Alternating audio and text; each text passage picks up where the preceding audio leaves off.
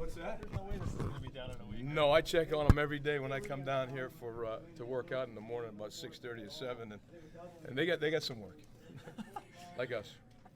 What are you most pleased about in this game? Oh, I'm pleased the fact that we started better and we finished better than we did last week, and we talked about that during the week.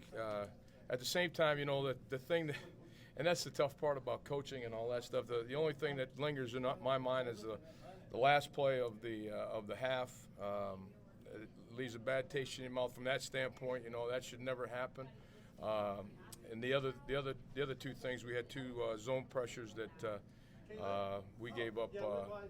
One was we gave up a big play on. The other one we could have, and we used up our luck on that one, I think. But you know, the players just they continue to you know they continue to listen for one thing, but they continue to just play, and they're really into what they're doing right now. And Michael Rose-Ivy, you know, just said that in the locker room. I mean, we've got these two games out of the way, and then you know, on a national stage next week, we got a hell of a task at hand. Oregon's a quality program, have been for a long time.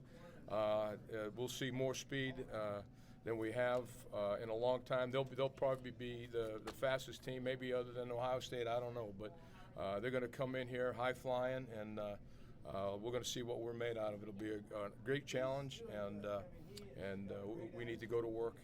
Well, we won't go to work right now, but we'll enjoy the day and then get back to work tomorrow morning. Coach, to say about turnovers being contagious. I said that. No.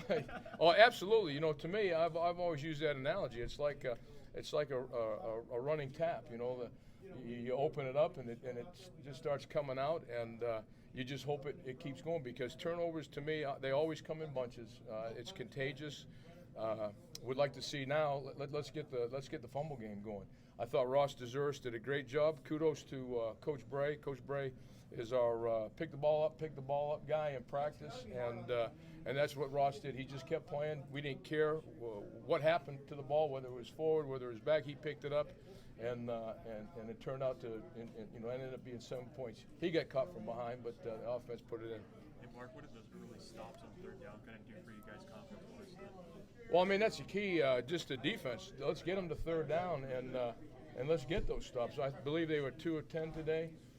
We need to start cleaning up the parts in between. You know, we went on a run like that early, and in the middle part of last year where we were solid on third down, that's what was saving us at times.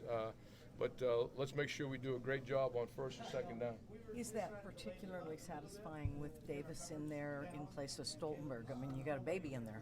Well, I mean, anytime, you know, you don't have a full deck, you know, like we were without Nate a week ago. This time we were without Mick, you know, your starters. But that's what everybody practices for. That's what everybody works for. You know, and those kids, those young men. I mean, they play hard now. I mean, that's right. I mean, theoretically they're young, they're inexperienced and all that stuff, but they're extremely good athletes. They're really tough guys. They love to play the game, and they just bring their lunch pail all the time. And I think we'll see that reflected in the film. Mark, the big plays last year killed you guys. You've been seemingly getting better at that. Maybe it's just experience in the secondary. What are you seeing there? Yeah, you know, they didn't try to throw the ball downfield the whole first half, but we gave up that deep ball at the end. And I think guys have just learned that it's a system, you know, that the coverages that they were used to playing in the past, the corners, you know, and the safeties, they were never really responsible for the one-on-one type of coverage. And you've got to know how to play it. You don't win at the line of scrimmage. You win at the top of the route. And that's what they've started to figure out. And then we've done some things schematically to change some things up, you know.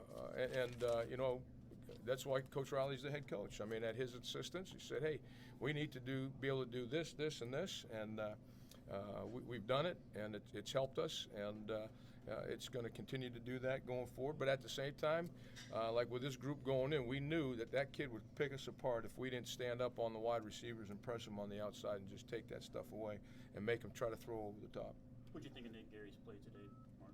Oh, I don't know. It's just fun to have Nate out there. You know, the one thing that he brings, you know, to the group is he has such good football knowledge, and you know, he sees things some other players that they're just trying to get lined up and do their job, and Nate, that's what he's got to do. He's got to do the same thing. He's got to do his job, and at the same time, he's able to talk, you know, and help people get lined up and calm things down so everybody can focus on that. And you know, he's one of those guys, and there's not too many at this level. You know, you could tell him something one time. He gets irritated with me when I keep repeating things, or maybe showing the same play all the time, because he's got it. You know what I mean? But that's what he brings. That's what's great about him, and I'm hoping to see that reflected on the film, because there's so much more to Nate Gary that he could get out of himself and really help take the secondary, take the defense to another level, just like a lot of other players, but him in particular. How do you clean up the penalties but don't lose that aggressiveness? Just make sure they know where the lines are and when the whistle blows. That's the biggest thing, because it's a fine line, because that's one thing we talked about. You know, we've been talking about that for a long time. You know, going after stuff and really just attacking people and attacking the ball. So we just need to learn and got to do it in a hurry and not have it hurt us. Mark, you talked about the challenge of Brian Hill, and you guys stymied him pretty good. Anything in particular that you did? I just think you know, just when they got their runs, I got fancy with the calls. And when we were just playing base, I mean, we just I think we dominated the line of scrimmage. Guys fit their gaps properly, and they had awareness of who the kid was, because he was a good running back, and I think that showed on film last week. Like I said, we weren't making that up, and the big thing there was we rose to the task. We'll see how the tackling was against him, but I thought it was pretty solid. It seemed. I can remember one time that we whiffed on him going down low, but other than that, you know, the backs are going to get bigger and better and faster as we go on in this season. You've clogged the